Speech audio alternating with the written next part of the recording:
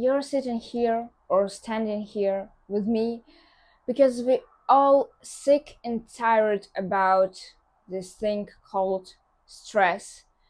You don't want to stress about anything that you have at your work, studying, your family, and your personal well-being, your mental health, physical health, and a lot of bunch of different things in your life.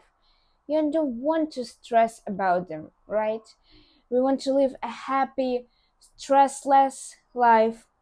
We want to have a joyful, completely fulfilled life that we can enjoy and not to suffer from. Unfortunately, there are some stressful and tough paths that life throws at us, but you have to find joys even in the darkest moment in your life, because only from the darkest moments you can learn something new.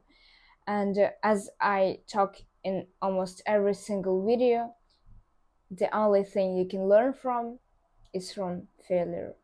The greatest and the most practical way to learn any sort of information, skill, or new knowledge is to fail first and then learn from it. This is the most effective way to learn something by heart. Stop. I don't mean that you have to bite the bullet and cope with stress and suffer throughout your whole life, because I don't want it, and you don't want this, right? So today I prepared some ways that you can implement in your life to help you tackle stress more easily and more effectively. I will explain some short terms, medium terms, and long terms way how you can cope with stress and to reduce it to some extent. So let's not waste your time and finally start it. Let's go.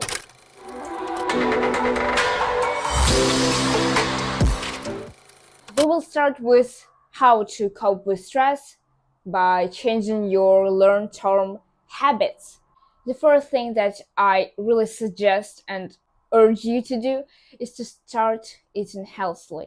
And I don't mean restricting or being in a calorie deficit or just solely eating plants or vegetables. I mean eating in a balanced way. What do I mean by balanced way? You have to include in your diet some sort of macronutrients as well as micronutrients. For instance, your diet should consist of proteins, fats, carbohydrates, sources of short chain fatty acids, probiotics and prebiotics, and much more. But for now, you have to make sure that you do not lack any sort of vitamin or nutrient, and you do not overindulge even with the most healthiest types of food. Let me give you an interesting fact. Did you know that eating a small fruit, not like in a smoothie or in juice, can help you maintain your glucose levels and do not create this big sugar spike in your blood? What does it mean if you have a great sugar spike? It means that probably in some time, like in 90 minutes to 120 minutes, you will get a crash. It means that you won't be able to focus on your work, on your studying. You probably won't want to go to sleep. You will be lethargic and you just won't have enough energy for anything. That's what I mean by glucose spike. And so when eating an apple, this glucose spike is not so big, but when drinking an apple juice or orange juice, you got a crazy amount of glucose spike in your blood, because basically juice is water with sugar and some amount of vitamins as well, but this amounts of nutrients and vitamins is not comparable with the amounts of vitamins that you can get just solely from eating a whole fruit. I personally believe that you have to make at least small research about the foods that you intake and whether it is healthy or not, because food industry sometimes really presses on these buttons in our brain and make us think that we are eating healthily, but in fact it is just only marketing. So personally, what changed my metabolism and my energy levels is when I include more vitamin D in my diet and vitamin C in my diet, as well as omega 3 and omega 6. My personal favorites are walnuts, but almonds, pistachios are also great. Of course, salmon, some fruits, vegetables, of course, some leafy greens. I also love berries. I in love with blueberries, and of course some grains. If you're gluten intolerant, you can eat some brown rice or quinoa or other types of grain. To summarize this point, make your plate as balanced as you can. You can research different types of diets, and I will link here my favorite and the most healthy in my way of understanding it. If you're interested, I can also film a video about this and my personal opinion about this. I'm not a doctor and not a medical professional, but I make quite a lot of research on this topic. I'm really interested in nutrition and human biology health, so I can suggest you something, but of course you have to consult with your medical professional. Second thing that you can do is to exercise. I fell in love with exercise about 3 years ago, and now I'm really exercise binging. I absolutely love running in the morning or do some yoga and mobility sessions. My personal favorite in the morning, because and right now mobility session for me is like combination of yoga and massage, because it really can help you to stretch these muscles that are really sore after a great intensive workout. And by exercising, you also can keep your dopamine levels in pretty much good shape, so balanced. But you don't want to keep it too high and too low. You want to keep it balanced. Of course, please make time for leisure.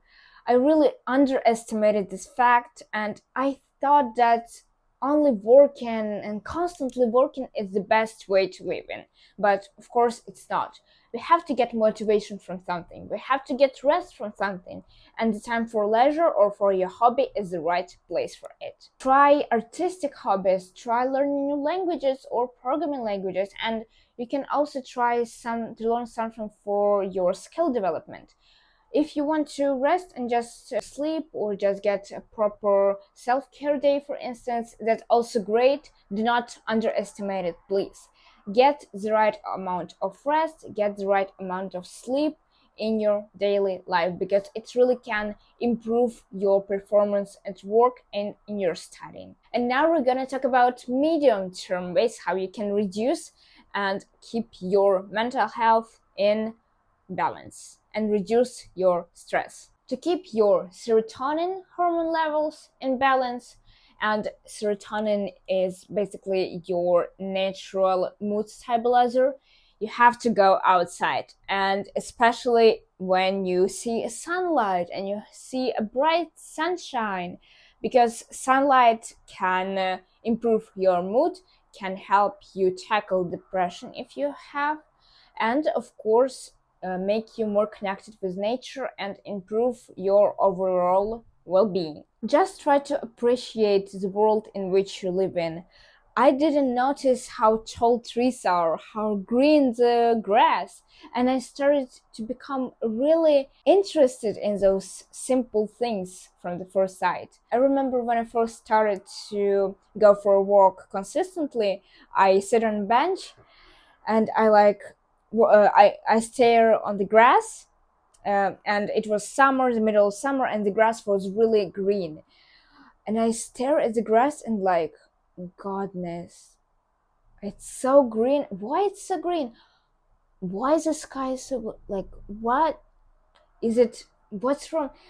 And I was so shocked that people live in this world. They know everything about finance, economics, biology, like all these strange, difficult terms about chemistry, physics, quantum mechanics, all of this. But the majority of people doesn't really know why the grass is green, why the sky is blue, why this squirrel goes up a tree, like A lot of people do not know this really, and you have to be more curious, and probably being in nature can cultivate this type of curiosity. You can also plant some small trees or plants directly in your room so that you could be more connected with nature even if you are in your room. Journal your feelings. I cannot stress it more because I started doing this really recently and I already start feeling some benefits from it. This is my journal and I really wish I could start it earlier because I've written here so many things that I really wished I could write more often in the past. This journaling thing could literally save me more nerves before, and I could be more intact with my thoughts and with my mental health. And practice meditation and mindfulness. It doesn't have to be for 20 minutes or 30 minutes. You can try meditation for 10 minutes, 5, or even 2 minutes if you wish. I have a really small attention span, and meditation really helped me out in this way. I started out meditating from 2 minutes, and I really struggled with it at first. I was really concerned about the really warm wind that blows in my face when I'm meditating. My hands were sweaty, my neck was crunching, I just couldn't sit still. But with time I started to sit still pretty much comfortably for 30 minutes, and I feel more focused when I monotask. And now we're gonna talk about the main part of this video: how you can instantly reduce your stress levels. The first thing you can do is to actually implement some breathing exercises. What I like to do is fire breathing. It's basically when you breathe in really fast, like this, in through your nose and in your stomach, like you create this type of compression. Also, you can try to inhale for 2 times and exhale for once, like this. Or inhale once and exhale twice. You can also watch funny things. Watch this type of series that really makes you laugh, or the type of movies that really make you laugh. Spend more time with your family. Play those board games if it makes you more joyful and cheerful, because we live for joyful things, we live for laugh and for smiling. And the most interesting from all of this, I believe, is try aromatherapy. And I mean, try to light up some candles, some aroma candles if you wish, and try meditating with them. It can also make you more focused while you're meditating, and you can try focusing on smelling those candles and imagining some sort of scenarios in your head if you cannot focus on one thing. So today we talk about a bunch of different ways how you can reduce your stress levels for long term, medium term, and instantly. And I really do hope that you like this video. Please share your opinions in the comments down below. Give me your thumbs up and subscribe to my channel to see more videos like this. I'll see you next time in my next videos. Goodbye.